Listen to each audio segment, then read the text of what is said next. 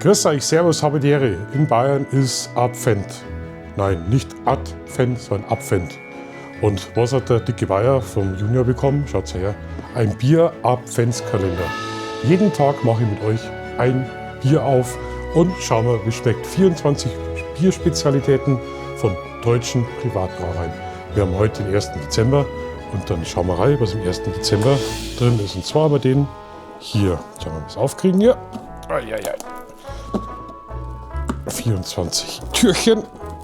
Rock. Und tatsächlich, darin haben wir was. Schaut euch das an. Und zwar haben wir hier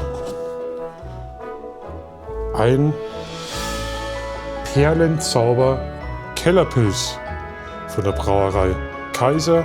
0,33 Liter. Habe ich noch nie getrunken. Vielleicht kennt es jemand von euch. Schauen wir mal.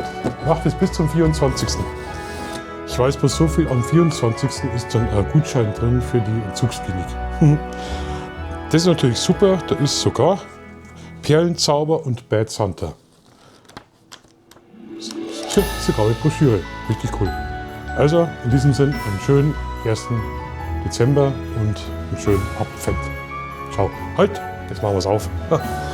Die fast vergessen. Und wie macht man es in Bayern auf? Mit dem Feuerzeug. Achtung. Ha.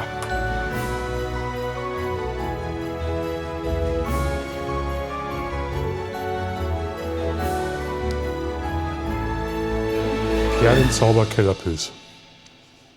Ich wollte gerade sagen, schmeckt ein bisschen herb, ein bisschen bitter, aber ist ein Pilz. Also bis morgen. Ciao.